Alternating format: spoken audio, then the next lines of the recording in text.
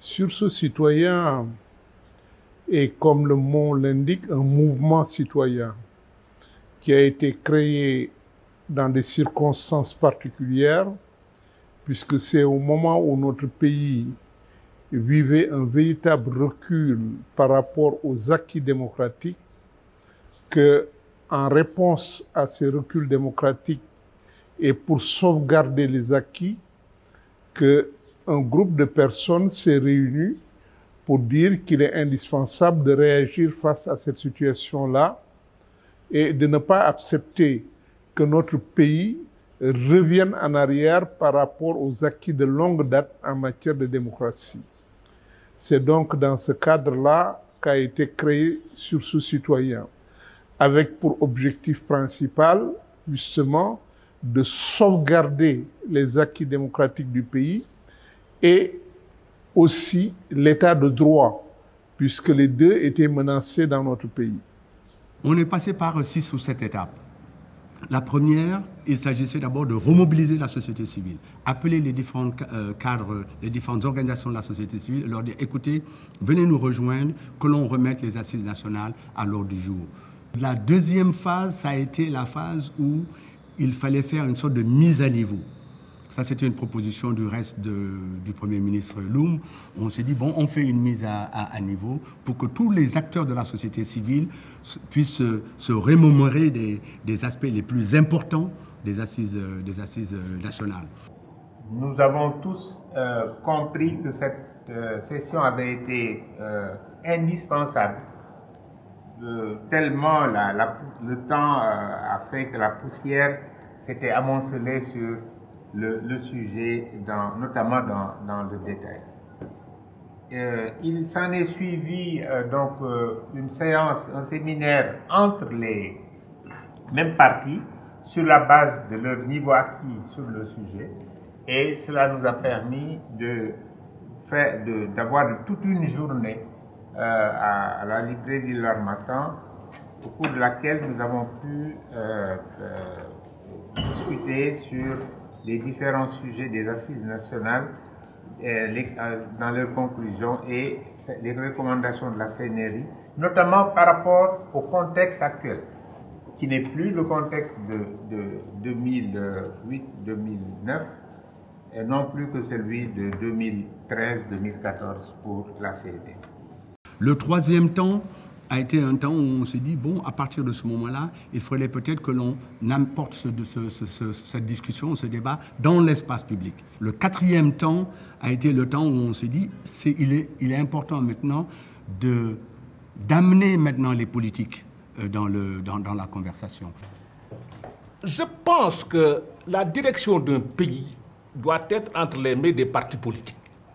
Pas de la société civile, pas des citoyens, des partis politiques. C'est les partis politiques qui concourent au suffrage, c'est les partis politiques qui font des programmes, et nous élisons des politiques.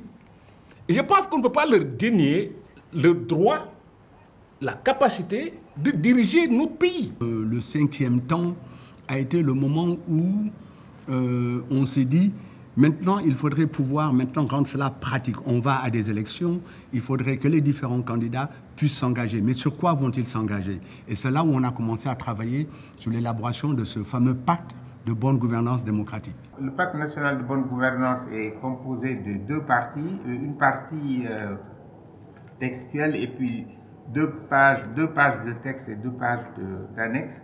Et les 2 pages de texte nous ont permis de consigner les parties et le contexte. Le contexte, c'est les mouvements citoyens qui ont entrepris de valoriser les conclusions des assises et les recommandations de la CNRI, et de l'autre côté, des candidats à la candidature qui, en appelant à un dialogue entre les candidats, nous ont prouvé par leur proclamation qu'ils partagent la conviction que ces travaux-là permettaient d'être explorés et exploités compte tenu de la mobilisation de l'initiative citoyenne qui en a été le soubassement. il y a eu une mobilisation importante qui a été faite. Ce pacte doit être national. Donc, Relin l'a dit, il faudrait que les populations puissent s'approprier. On a parlé un peu de puissance, professeur Batil a parlé de puissance du peuple, il faut davantage renforcer. Il faut en faire un pacte national avec l'ensemble des différentes entités, faire la traduction de ce pacte national dans les différentes langues pour que les populations puissent s'approprier, en tout cas, de ce pacte national, pour davantage renforcer, en tout cas, cette citoyenneté participative qui est extrêmement importante. Donc, après cette élaboration de ce pacte, là, j'étais à peu près au 5e ou au 6e temps. Le 7e temps, c'était maintenant, il s'agissait de le présenter aux Sénégalais. On a fait toute une série d'entretiens, d'interventions dans les espaces publics, dans l'espace médiatique. Mais on a également contacté les différents acteurs politiques, les différents candidats, et on les a invités à venir signer ce pacte. Et c'est quoi un pacte?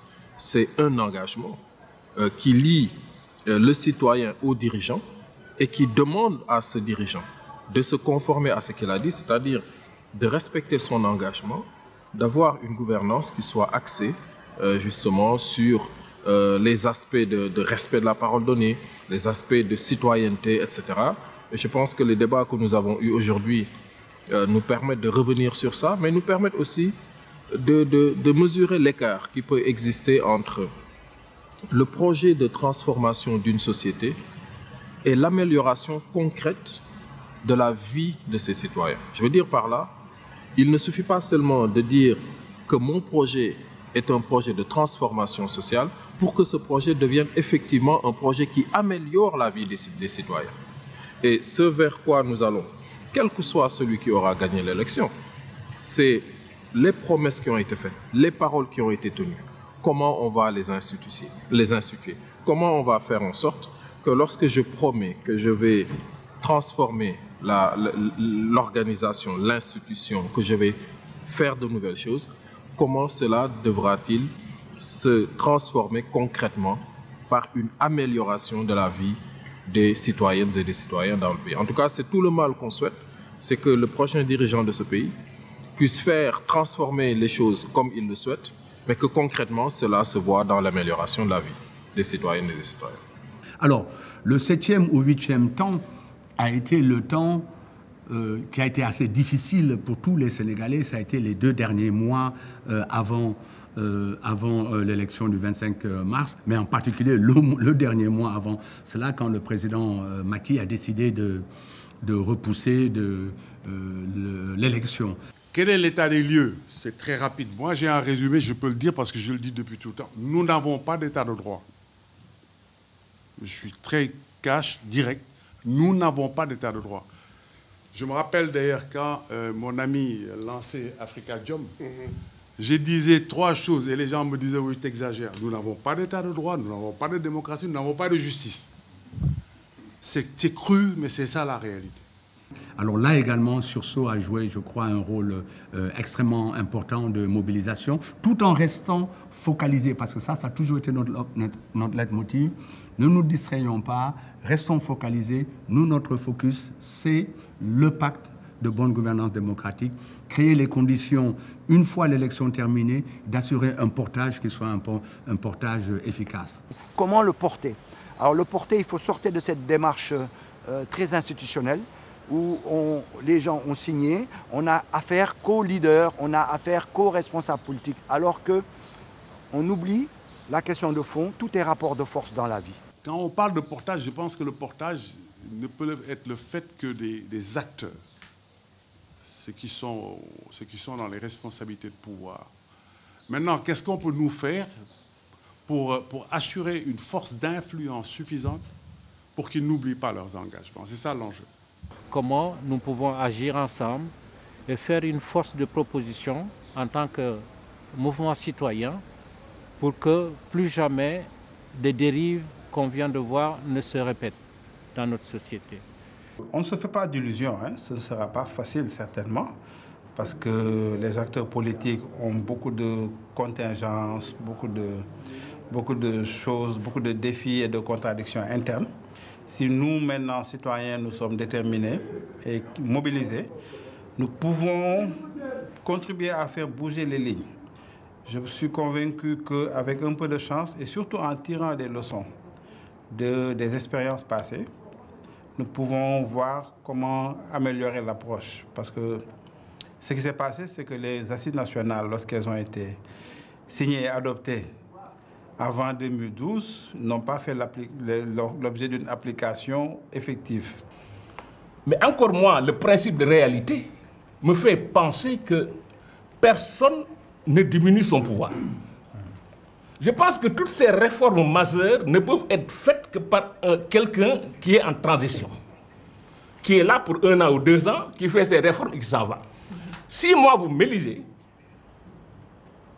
alors que ma mère me dise Samanya Nanguna, que mon parti me dise Légui, nous commencer Barakal Mada, que ma tante me dise etc., etc., etc. Vous croyez que je vais scier tout cela parce que la société civile... Non. Je pense qu'il nous faut cibler les choses les plus importantes, 2 ou 3 choses qu'on peut faire passer. Il n'y a pas... Si vous les bourrez, vous n'obtiendrez rien. Et comme dit René, c'est effectivement quand ils viennent s'installer au pouvoir qu'il faut venir avec ces 2 ou 3 choses extrêmement importantes. Quels sont les éléments susceptibles de faire objet de réforme? Dans quel contexte? Ce qu'on ne peut pas réformer dans la charte, que tout le monde soit d'accord, et bâtir un nouveau consensus, c'est d'abord commencer par une constitution qui sera une constitution respectée de tous, pas humiliable. Et je dirais, dans cette constitution, un élément essentiel, un seul mandat, renouvelable une seule fois. Le portage de ce pacte, c'est la phase la plus complexe, la plus difficile, parce qu'il nous faut d'abord trouver les bonnes réponses à une question qui, à mon avis, est la question centrale.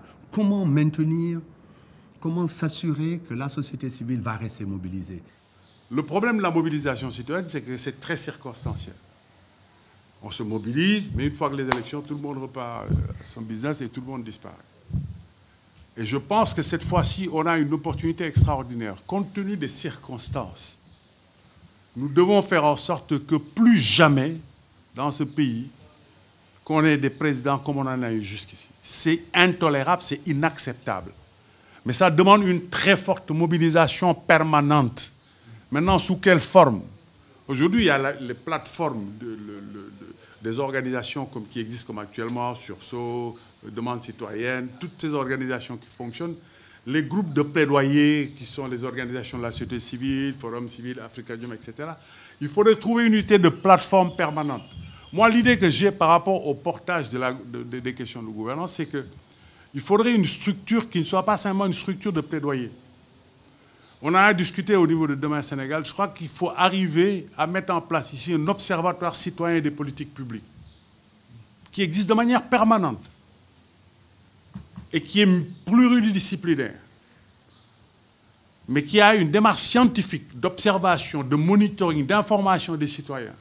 Il faut changer la nature du débat public et que les autorités en place sachent qu'ils sont en permanence monitorés, surveillés. Nous avons lancé un appel à tous les candidats. Nous avons renouvelé 2 ou 3 fois cet appel. Aujourd'hui encore, nous avons décidé de faire un nouvel appel et de leur adresser une lettre. Nous espérons qu'ils vont réagir positivement. C'est notre espoir avant la tenue des élections. Sur les 19 candidats retenus par le Conseil constitutionnel, 12 l'ont signé. Donc plus de la moitié des candidats l'ont signé. Et bien entendu, le vainqueur de l'élection le 25 mars, lui-même est un des premiers signataires de ce pacte national de bonne gouvernance démocratique.